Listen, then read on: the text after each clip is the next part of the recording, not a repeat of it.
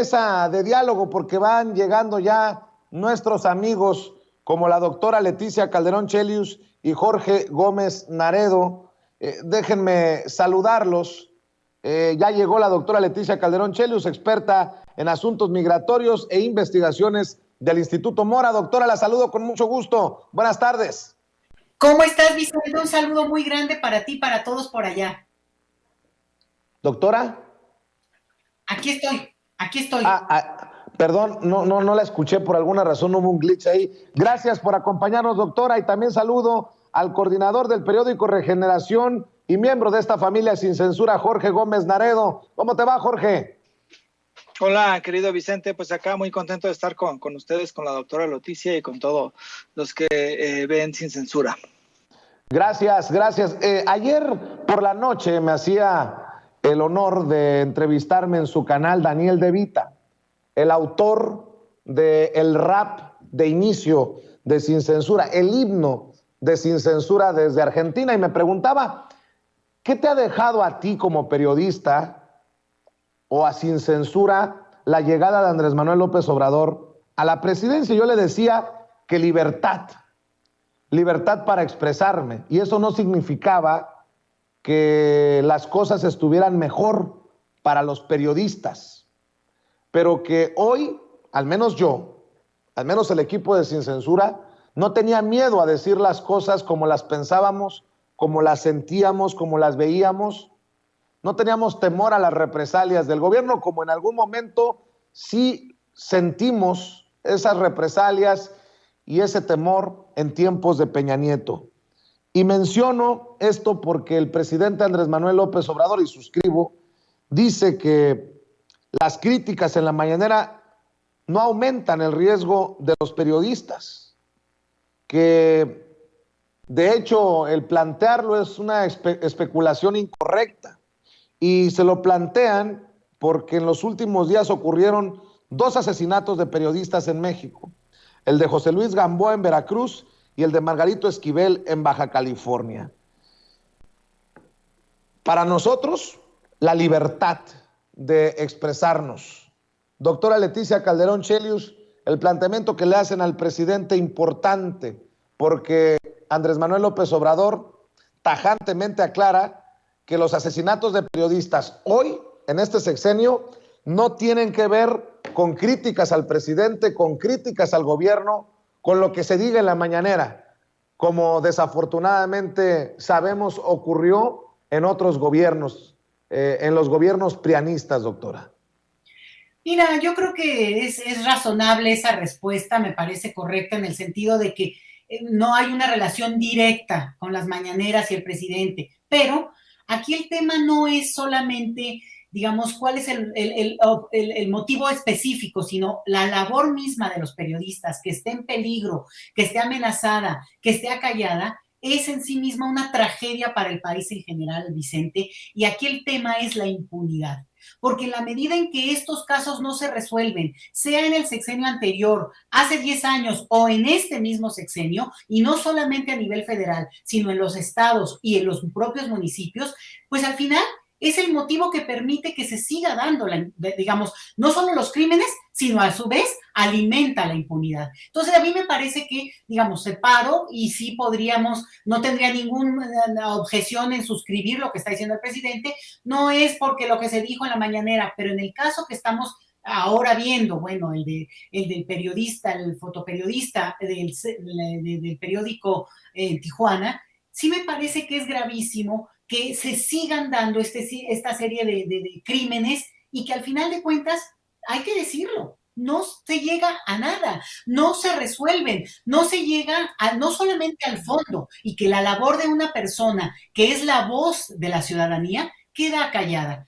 Me parece que es buena la defensa, que es un argumento político que no puedo cuestionar, pero que se queda corto cuando no avanzamos en un tema que sí es una promesa de este país, de este gobierno, y tiene que ver con ir a la raíz misma y ver las causas que siguen preservando la maldita impunidad, Vicente. Así es, Jorge Gómez Naredo. Yo te pregunto a ti, ¿qué te ha dejado hasta este momento la llegada del presidente Andrés Manuel López Obrador. ¿Compartes conmigo que la libertad de decir lo que se piensa, lo que se siente, ojo, que sigue siendo muy peligrosa la labor del periodista en nuestro país?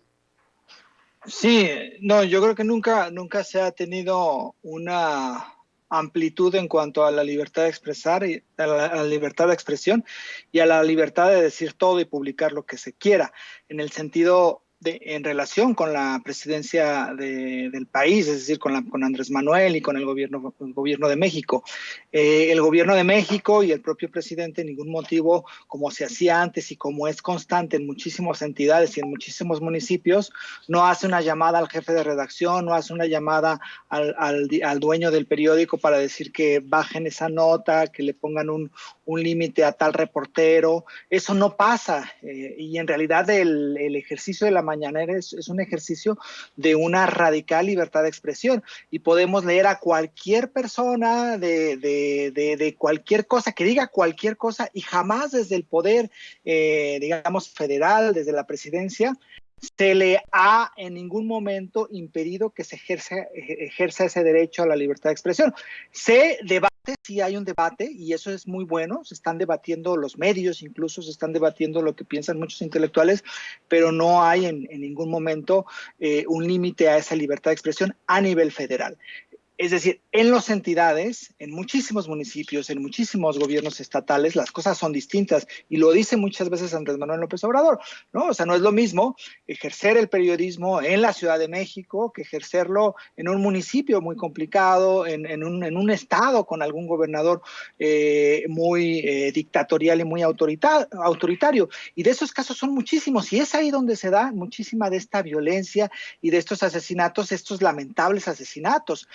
Y además el proceso de lograr abatir la impunidad también es muy complicado, porque son las autoridades locales, porque son las mismas procuradurías locales o las procuradurías estatales, pero además es el elemento del crimen organizado y el elemento de muchísimas otras variables.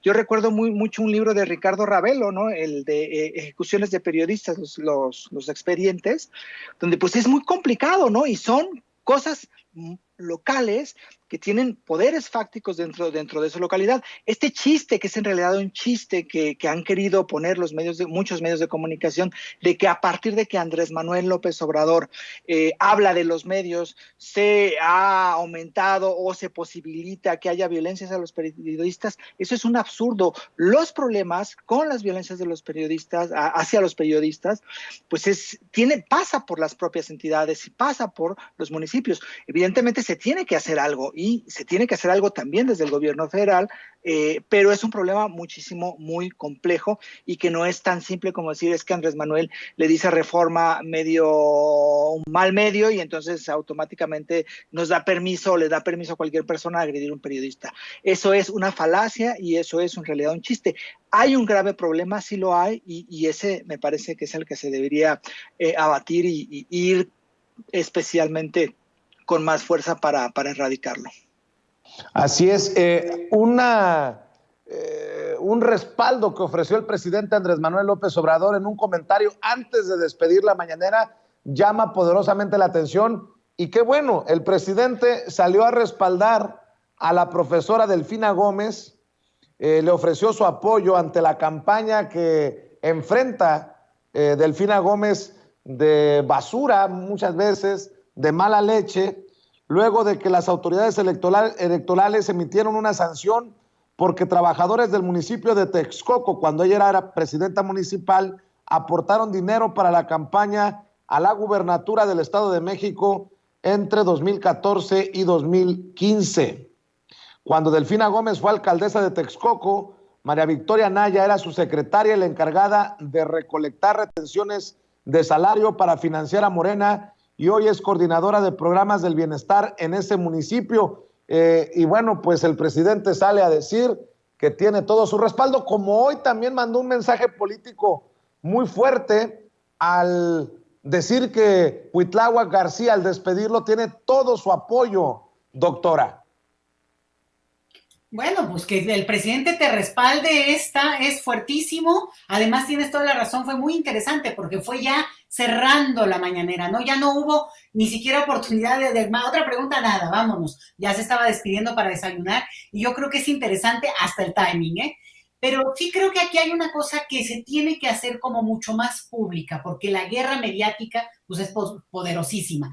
Y es que la resolución que hubo es que efectivamente digamos, hay un castigo en el sentido de que hubo una cuestión donde a Morena, el partido, se le adjudica el haber solicitado un recurso de los empleados de este municipio de Texcoco. Entonces, eso se tiene que aclarar, porque es deslindar las responsabilidades de cada quien y aunque efectivamente hubiera un llamado de atención y por tanto una multa, bueno, no es lo mismo que se le adjudique a una persona a que se le adjudique a toda una institución, en este caso un partido, porque lo que está detrás de esto es la intención de rayar la trayectoria, de marcar a esa candidata con un estigma que tiene que ver justamente la bandera de este gobierno, que es combatir la corrupción. Entonces yo creo que es muy necesario que el partido mismo, y no solamente se espere, como siempre ocurre, ¿no? A que sea el presidente el que al final de cuentas saque la cara a nombre del resto.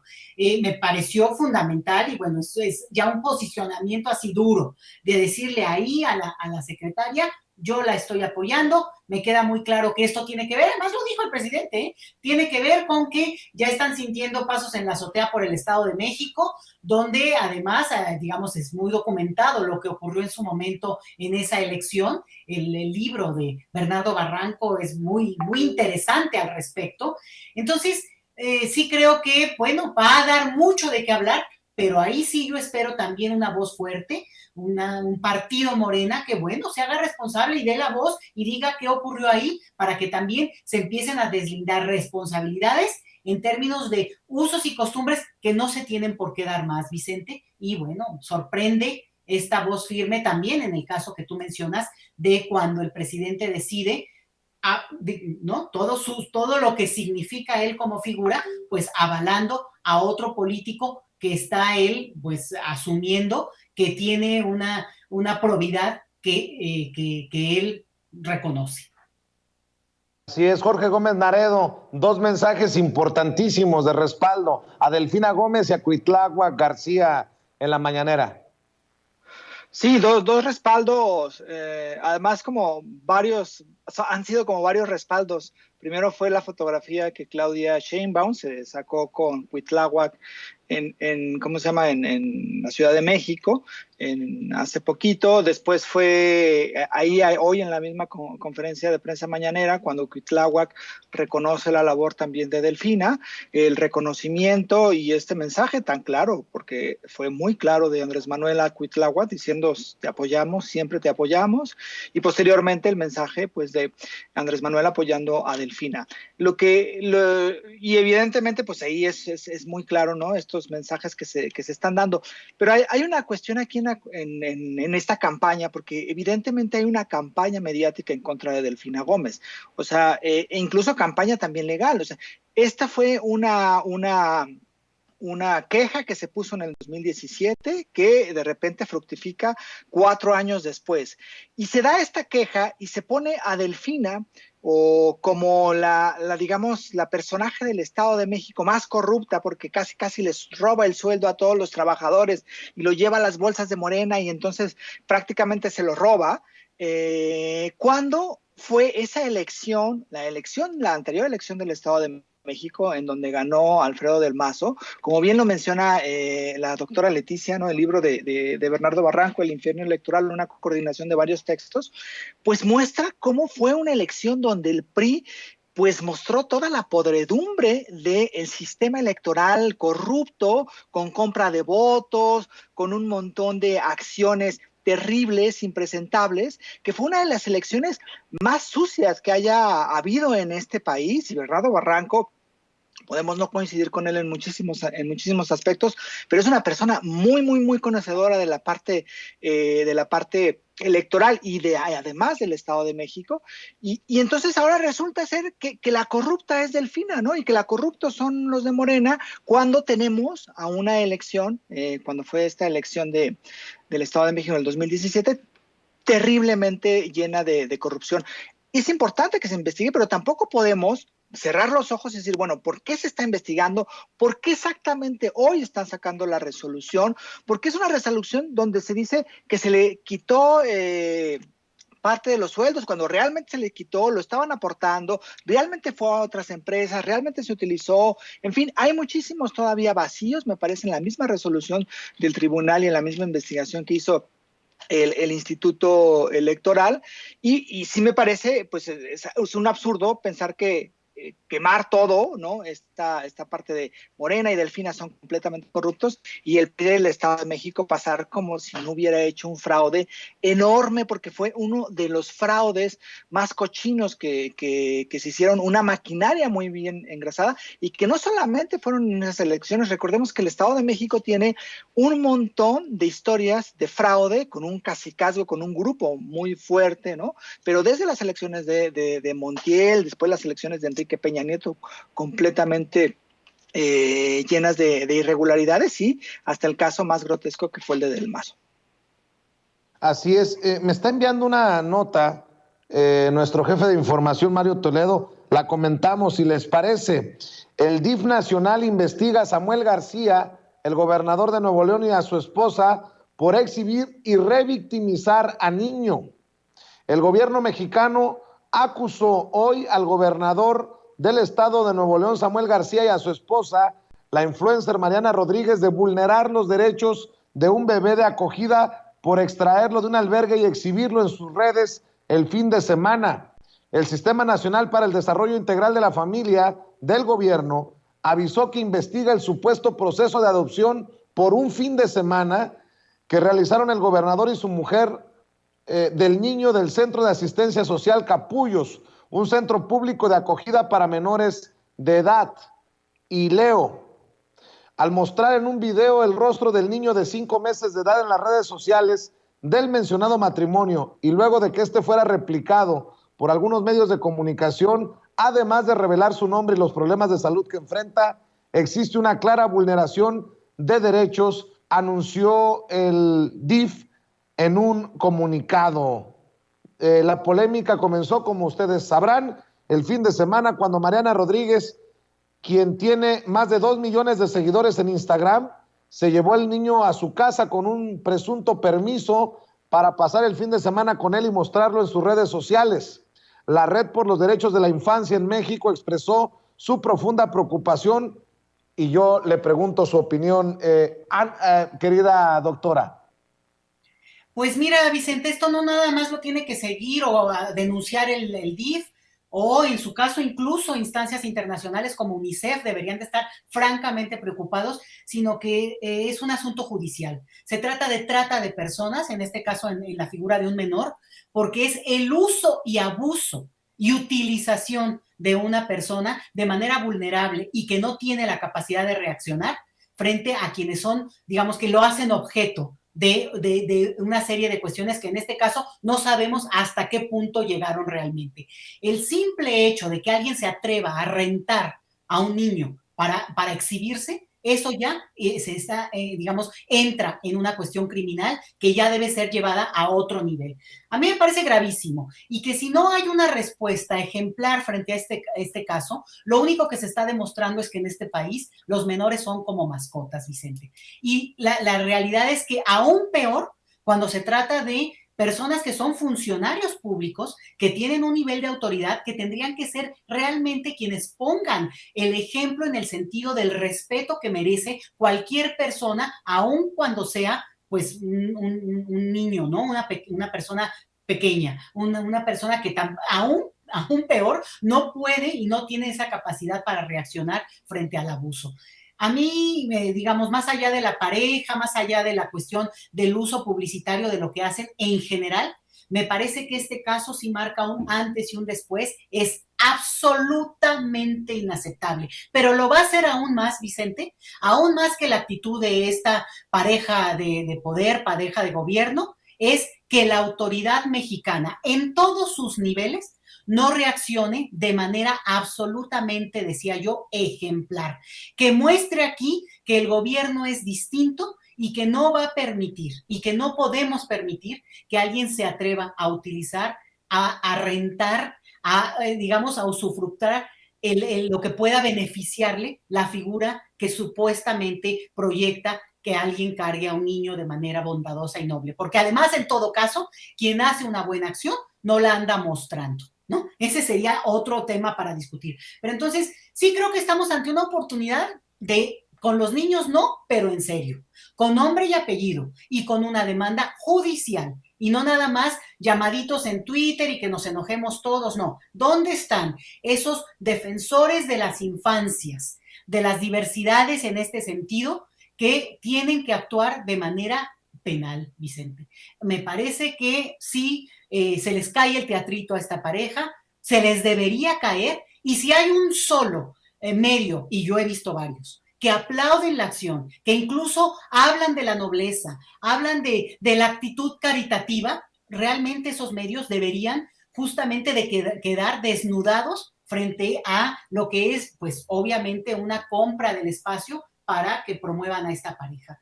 A mí me indigna muchísimo, Vicente, y además, sobre todo cuando se trata de niños, de bebés.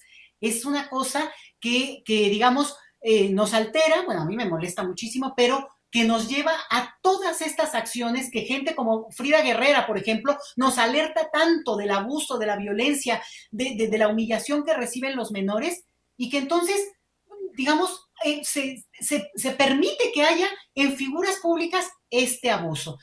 Por ahí va la cosa, Vicente, y yo diría, y cierro, esto es trata, esto no es solamente exhibirse, esto ha sido un crimen que merece ser llevado al máximo nivel de, digamos, de lo que nuestras leyes pueden perseguir. Jorge Gómez Naredo, cerramos con tu comentario. Sí, no, bueno, es lamentable lo que hace la pareja que gobierna Monterrey, Samuel y Mariana, la forma en cómo, bien lo decía la doctora Leticia, ¿no? Cómo utilizar como si fuera una mascota.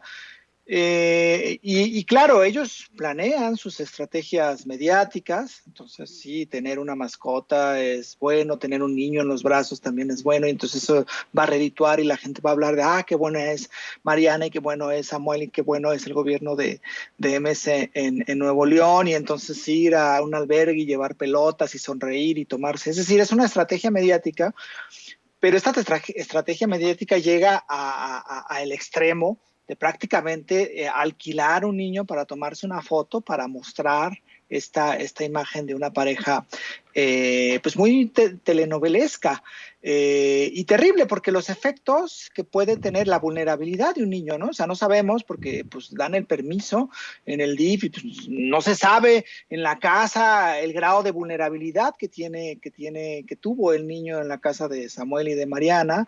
En fin, son cosas muy complicadas, muy delicadas y que solamente se realizan para el efecto de mostrar, ¿no? Para el efecto de marketing, que es lo más terrible en este caso. Y también es terrible cómo ciertos medios, pues ahora sí que jugaron o más bien les pagaron las notas y pronto fueron a defenderlos. Hay un video de Milenio que a mí me sorprendió, es un video lleno de mentiras, lleno de falsedades en cuanto a este tema, que todavía lo pone, ¿no? O sea, como se van a ir al cielo, obtienen permiso para convivir con niño. O sea, es algo que dices, ¿cómo es posible que un medio como Milenio se preste a ese tipo de acciones de una forma tan grotesca? Y cómo pues, se publicitó ese video, se pagó evidentemente todo. Parece ser que el guión lo hicieron desde el gobierno de Monterrey, un poco para contrarrestar estas críticas que se le hicieron por esta cuestión pues, de prácticamente alquilar al niño en el DIF Nuevo León. Ahora, lo terrible es que pues quienes están a cargo, o sea, los jefes de las personas del DIF de Nuevo León, pues son Mariana y Samuel García, ¿no? Entonces, pues ahí sí hay una complicación. No sé legalmente cómo se puede hacer o algún tipo de elemento desde la federación, algo creo que es muy complicado, pero creo que sí esto no se debe dejar pasar y debe ser muy criticable porque basta de utilizar todo como marketing político, y en el caso de Mariana y de Samuel, pues es grotesco, pero pues hasta cierto punto les ha funcionado en Nuevo León, y tan les ha funcionado que pues que ahorita Samuel pues es gobernador, ¿no? Parece un chiste, pero pues es gobernador de Nuevo León. Así es, querido Jorge Gómez Naredo, ¿por qué no cerramos invitando a la gente para que te apoye en tus trincheras, en tus espacios? Sí, pues ya está próximo a salir el número de Regeneración, entonces ya está, yo creo que pronto ya circulando en buena parte del país, y pues yo estoy también en polemon.mx, ahí pueden revisar algunos textos que yo hago, y en redes sociales como Jorge Gómez Naredo en Facebook y como JG Naredo en Twitter. Bien, pues te mando un abrazo, Jorge, gracias por acompañarnos. Y un abrazo. Bueno, un abrazo. Sé que Jorge tiene que salir corriendo a otros compromisos, pero si me permite, doctora, le planteo un tema más antes de que se vaya, ¿o tiene que correr usted también? Aquí estoy, Vicente, lista para la acción.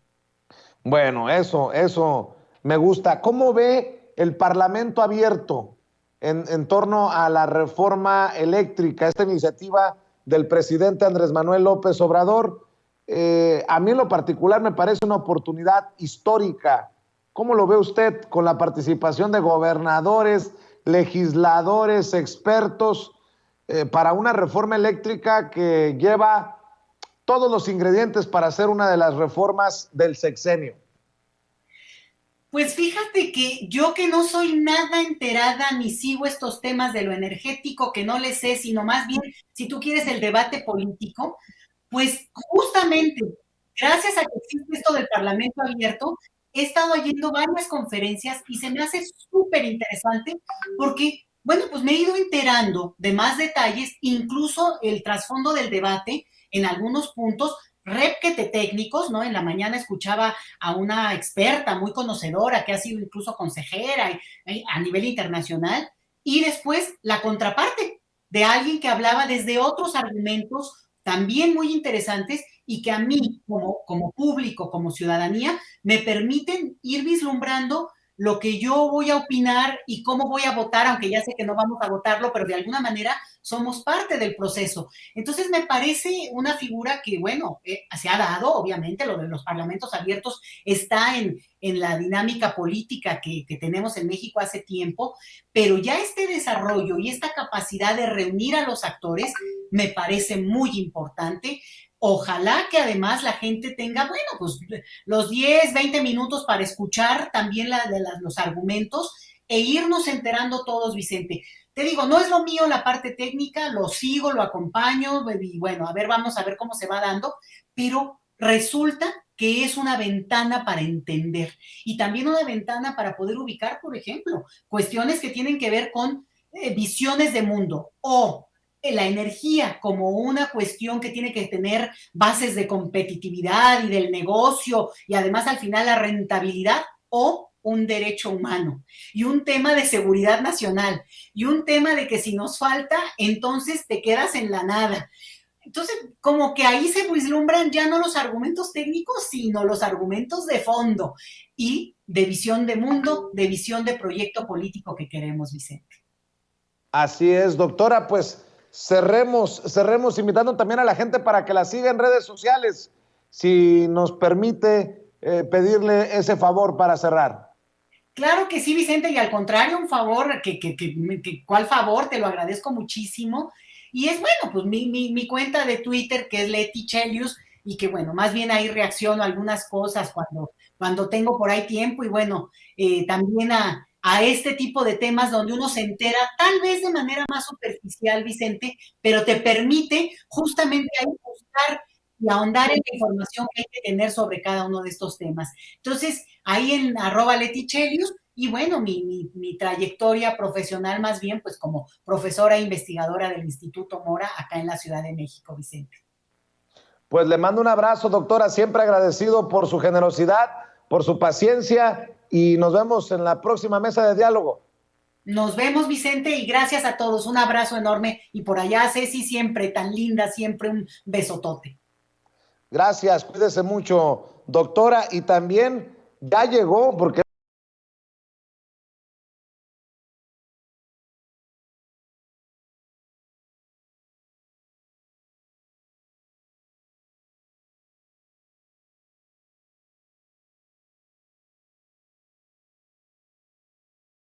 especiales en Regeneración MX y miembro de esta familia. Querido Ricardo, gracias por tu paciencia. Te debo otra. Ahí apúntame en la lista.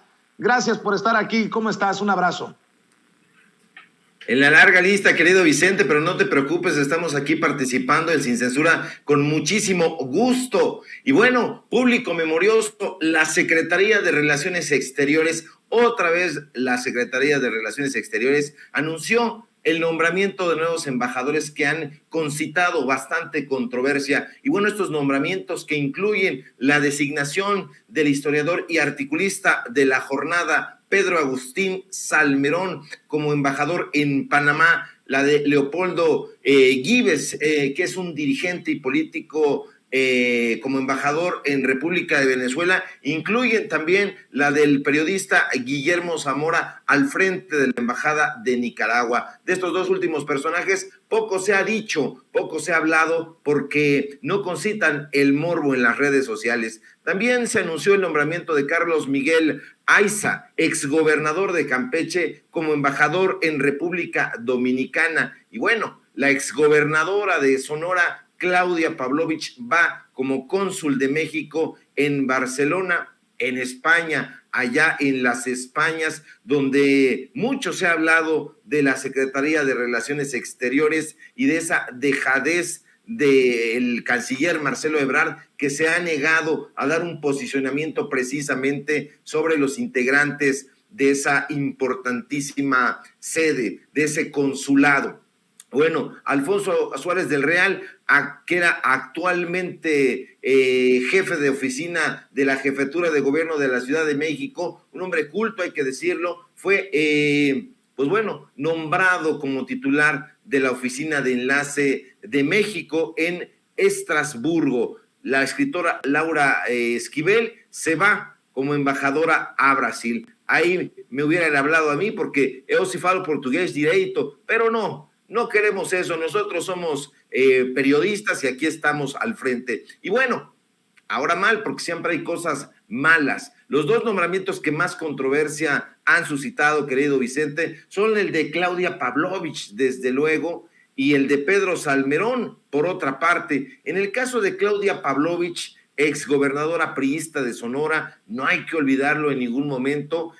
Bueno, pues se saben muchísimas cosas tétricas, y como se sabe también, pues Pavlovich dejó tras de sí una deuda mayor a la que había dejado su predecesor, el panista, otro tétrico panista, Guillermo Padres. La administración de Pavlovich, no hay que olvidarlo tampoco, fue acusada en general de corrupta, y durante su administración apenas hubo obra pública. Pura simulación y pura frivolidad, esos fueron los sellos distintivos de Claudia Pavlovich.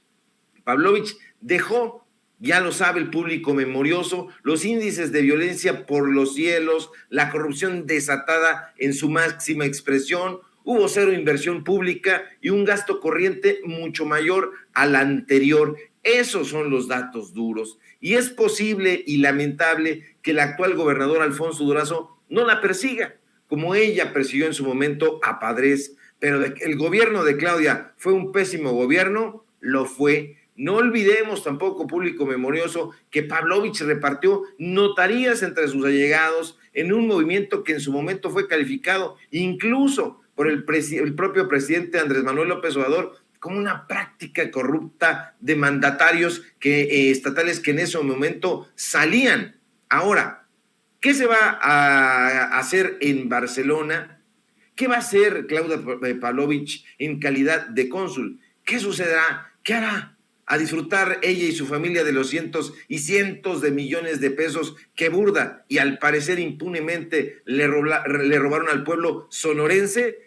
Parece que sí, y en ese sentido es un craso error hay que decirlo con todas sus letras, de parte de la Secretaría de Relaciones Exteriores este nombramiento.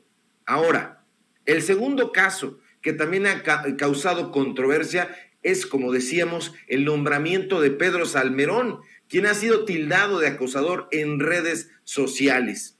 De entrada, debemos definir qué es el acoso sexual para no andar con eufemismos y no andar en la cuerda floja de los conceptos. El acoso sexual es la intimidación o el acoso de naturaleza sexual o violación, promesas no deseadas o inapropiadas a cambio de ¿qué? De favores sexuales. Es importante tenerlo en cuenta. Y desde luego que en la mayoría de los contextos jurídicos el acoso sexual es ilegal. Y el acoso, como bien se sabe, público memorioso, puede adoptar cualquier cantidad de formas que incluyen violencia física, formas sutiles de violencia, como la coacción, es decir, forzar a alguien, a cualquier persona, a hacer algo que definitivamente no quiere o se resiste a llevarlo a cabo. Y nadie, ni mujeres ni hombres, porque hombres también padecen acoso, deberían de padecerlo. De hecho, nadie debería sufrir acoso, hostigamiento. ¿Y cómo debemos detectar el acoso? Es simple. Cuando existe una situación donde hay un comportamiento verbal, no verbal o físico no deseado, cuyo camino sea el tema sexual, con el propósito o el efecto de atentar contra la dignidad de una persona, en particular cuando se crea un entorno intimidatorio, degradante, humillante, ofensivo u hostil. Ahí, público memorioso, se está sufriendo acoso. Y todo este contexto para decir, querido Vicente, que como si se ha dicho, Pedro Salmerón incurrió en acoso, no basta con señalar.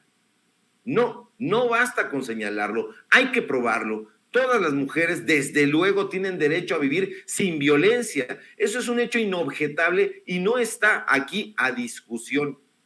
Pero ante la pregunta que le hicieron hoy al presidente en la mañanera, se notó que está abierto a abordar el tema. Y si hubo acoso por parte de Salmerón, el camino es simple, que se presenten las pruebas.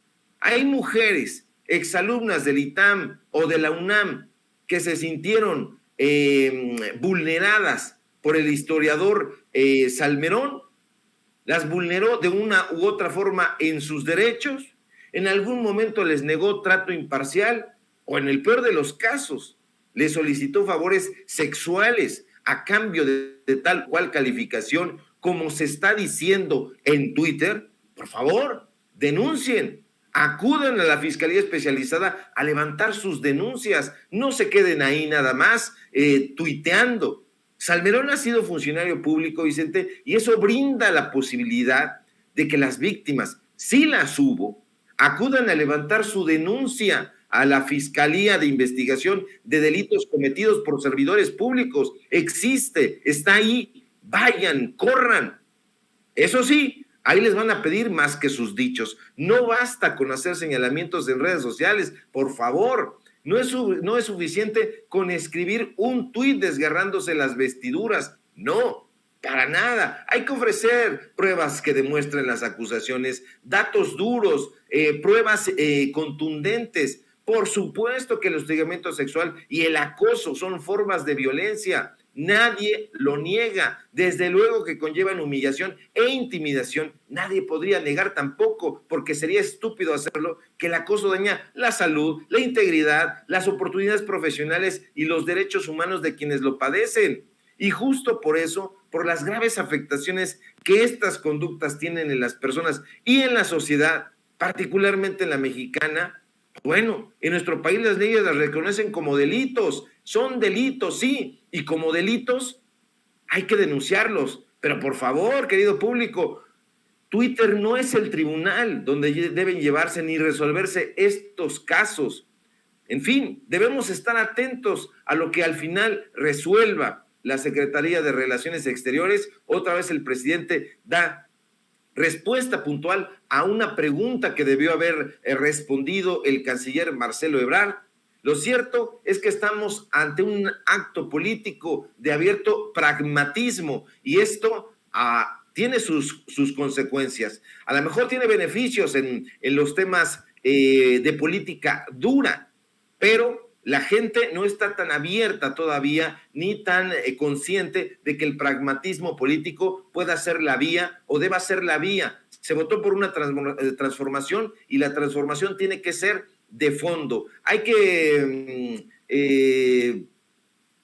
cortar la raíz, como dijo el presidente López Obrador, de la corrupción, y eso se tiene que hacer no premiando a estos personajes. Ahí sí hay que levantar la voz y bueno, que responda Marcelo Ebrard ante pues estas críticas que se están haciendo. Ojalá que lo haga, porque ya sabemos que a veces voltea a mirar hacia a otras partes en lugar de dar la cara, pues él es el canciller, él es el titular de la Secretaría de Relaciones Exteriores, es el responsable de la política exterior. Si bien es cierto que obedece al presidente de la República, él es el encargado de avalar estas designaciones. Entonces, que se pronuncie, que no vaya a ser como en el caso de Brenda Lozano, querido Vicente. Qué bueno que lo mencionas, el caso de Brenda Lozano. Si alguien pone el dedo en la llaga, en el caso de Brenda Lozano, que después provoca la indignación, eres tú, fuiste tú, Ricardo Sevilla, con aquel hilo en redes sociales exhibiendo al personaje. ¿Por qué sería diferente el caso Brenda Lozano como agregada cultural a la Embajada de Madrid en España, que no termina asumiendo el cargo y bueno, creo que todavía está pendiente nombrar a la agregada o al agregado cultural en esa embajada, luego de lo que tú escribiste en redes? ¿Por qué es diferente el caso de Brenda Lozano? Y veo pues incluso una defensa de Claudia Pavlovich en redes sociales. ¿Será porque el presidente Andrés Manuel López Obrador se posicionó? Pero me llama mucho la atención. Creo que hay muchísimo más material para cuestionarle a Claudia Pavlovich que lo que le cuestionaste a Brenda Lozano, y mira en dónde estamos. Veo las reacciones de mucha gente que incluso pues dice lo mismo de siempre, ¿no? Que nos llegaron al precio, que somos unos golpeadores. Y yo digo, pues nada más estamos ejerciendo nuestra libertad, nuestro derecho a la crítica, como en algún momento lo hiciste tú, querido Ricardo, en redes sociales con el caso de Brenda Lozano.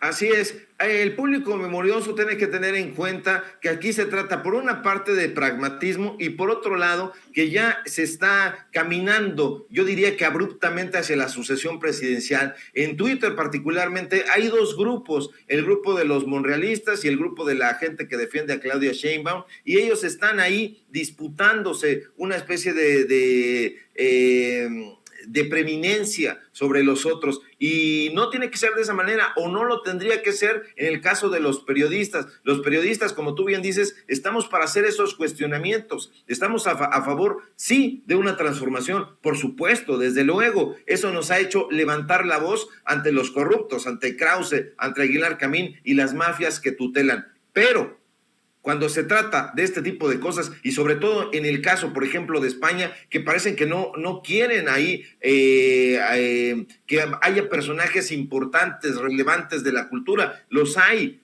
mujeres talentosísimas, escritoras, poetas, pintoras, dramaturgas, que podrían estar ocupando ese puesto. Tampoco se ha visto, como tú bien dices, el nombramiento de la agregada cultural. ¿Qué es lo que está sucediendo? ¿Qué es lo que está pasando? ¿Por qué está empantanado ese caso? Es algo que tiene que responder el canciller, no lo tiene que responder otra persona. No estamos a favor nosotros, o no en mi caso, y creo que tampoco el caso de Sin Censura, a favor de tal o cual personaje político. No, simple y sencillamente estamos cuestionando. Ese es nuestro deber. Tenemos duda, hay gente que tiene duda, nos la presenta y nosotros llevamos esas dudas, las expresamos, las comunicamos y buscamos respuestas.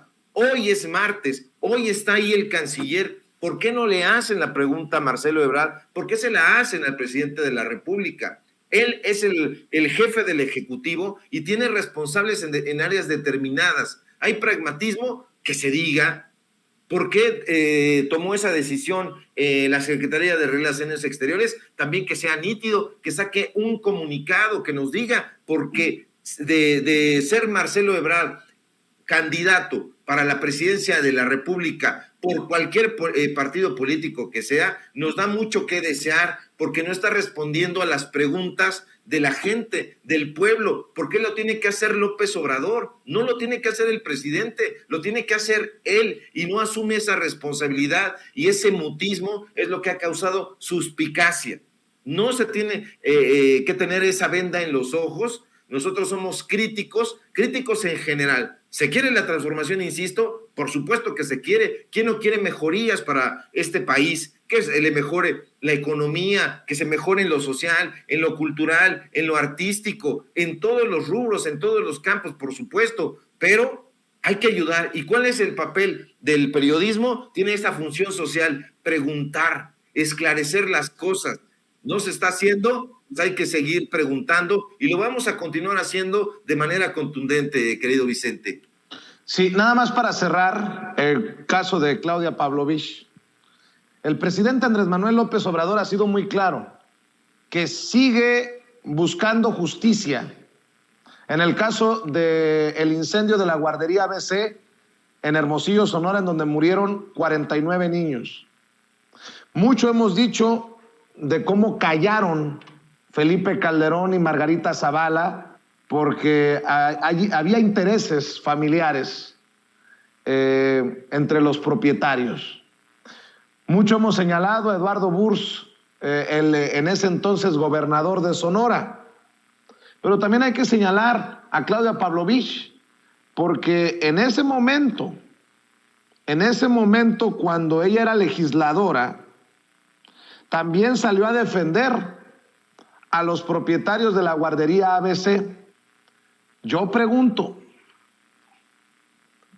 esta mujer que estuvo del lado equivocado de la historia al defender a los propietarios y no ponerse del lado de las víctimas, ¿merece un reconocimiento, una distinción? Rescato, por ejemplo, del 2015. Claudia Pavlovich abogó por los dueños de la guardería ABC. La candidata a la gubernatura de Sonora en ese entonces y el aspirante a una diputación federal, Claudia Pavlovich y Abel Murrieta, respectivamente, respaldaron a los propietarios de la guardería ABC. Dos priistas que contienden por cargos de elección popular en Sonora fueron criticados por sus acciones en torno al caso de la guardería ABC e incluso por la defensa que hicieron de dos de los propietarios del lugar en el que el 5 de junio de 2009 murieron 49 menores a causa de un incendio. Se trata de Claudia Pavlovich, hoy candidata, en ese entonces, 2015 digo, tricolor al gobierno del estado, y Abel Murrieta Gutiérrez, procurador del estado, cuando ocurrió el incidente, quien busca una diputación federal por el mismo partido, o buscaba en ese entonces. Pavlovich firmó una carta de respaldo a Gildardo Francisco Urquide Serrano, copropietario de la guardería y quien fuera secretario de Finanzas del PRI en Sonora. También giró otro documento de respaldo a favor de Sandra Lucía Telles Nieves, copropietaria de la guardería y esposa de Alberto Escalante, subsecretario de Ganadería Estatal en aquella época. Las cartas dadas a conocer por los padres de los niños fallecidos fueron expedidas 3 meses después del incendio y enviadas al juez del caso con la intención de que a ambas personas se les permitiera salir bajo fianza. Y cito lo que dice en esa carta membretada de Claudia Pavlovich: no tengo inconveniente en recomendarlo de la manera más amplia, ya que en mi concepto su desenvolvimiento en nuestra comunidad ha sido siempre con honorabilidad. En ese entonces Claudia Pavlovich era diputada local del PRI. Y aprovechando su investidura y posición política, social y económica, generó un muy claro tráfico de influencias. Consideró en su momento a Abraham Fraijo, vocero de los padres de los niños muertos en la guardería ABC. Un día después de que se realizara dicha conferencia, la priista Claudia Pavlovich se reunió con los padres de los niños heridos o lesionados en el siniestro y declaró que estaba por la justicia y porque se haga justicia pronto. pero respaldó a los dueños de la guardería ABC. Nada más para que quede en el récord, mi querido Ricardo Sevilla, porque muchas personas pueden pensar que hay alguna intención política o algún interés de otro tipo, un interés malsano de tu servidor, pero yo, que he seguido de cerca el caso de la guardería ABC, que hemos entrevistado una y otra vez a los padres de los niños muertos o de los niños lastimados de por vida en este incendio, pues sí, debo de decir que son de las cosas que asumo como personales en este caso. Mi querido Ricardo Sevilla, ¿con qué cierras?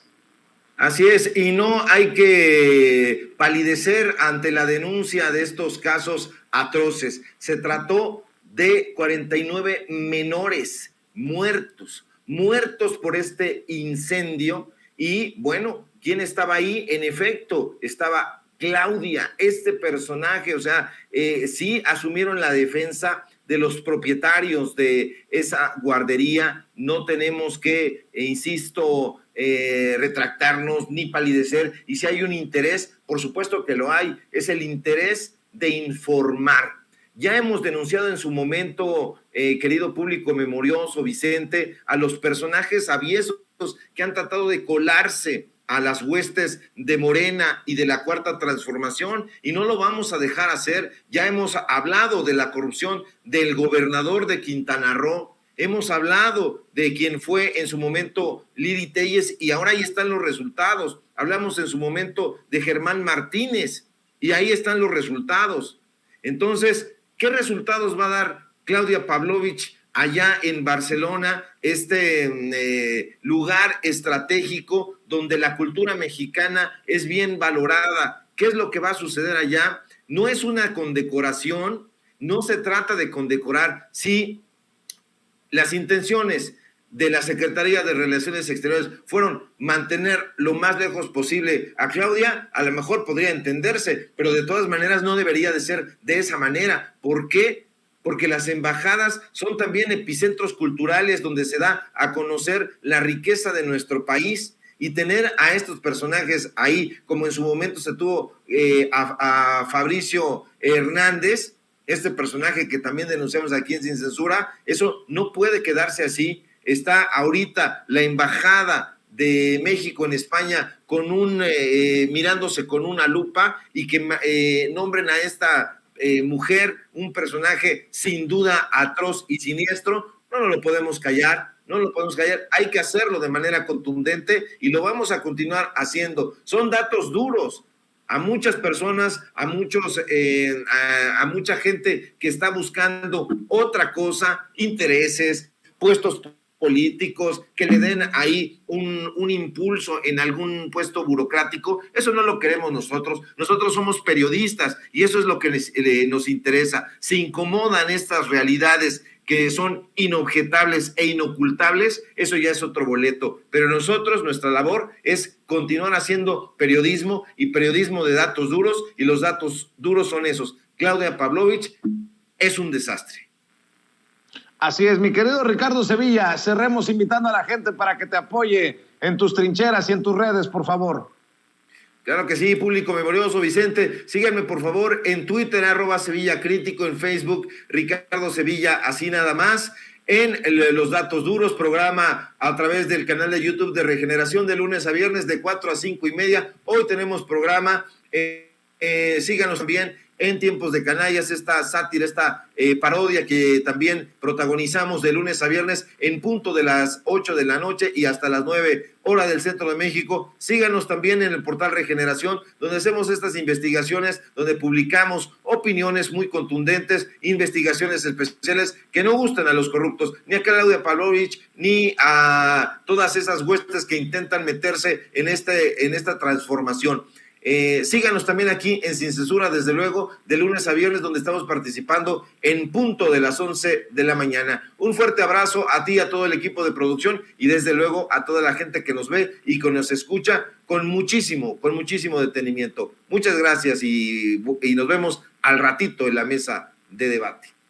Claro que sí, muchas gracias a Ricardo Sevilla, el maestro Ricardo Sevilla, coordinador de investigaciones especiales en Regeneración MX y miembro de esta familia Sin Censura. Amigos, amigas, regresamos en breve, pero mientras seguimos hablando sin pelos en la lengua, sin censura, usted puede suscribirse a nuestros 3 principales canales en YouTube. Sin Censura Media, en donde tenemos más de 1.600.000 suscriptores, Sin Censura TV, en donde tenemos más de 1 millón de suscriptores, y en Sin Censura Presenta, en donde queremos llegar muy pronto a los 100,000 suscriptores. Si usted ya está inscrito en Sin Censura Media, suscríbase en Sin Censura TV. Si ya está suscrito en Sin Censura TV y Sin Censura Media, suscríbase a Sin Censura Presenta. Recuerde que es gratis, no tiene que sacar un solo centavo de su bolsillo para apoyarnos. Dele clic en la campanita para que los señores y señoras de YouTube envíen las notificaciones cuando estemos transmitiendo en vivo y en directo o estemos subiendo videos. También nos puede seguir en Twitter en @Vicente Serrano y hasta en Instagram. Ojo, también estamos en Instagram. Son nuestras redes sociales y con el apoyo de ustedes seguimos creciendo, porque con ustedes todo, sin ustedes nada.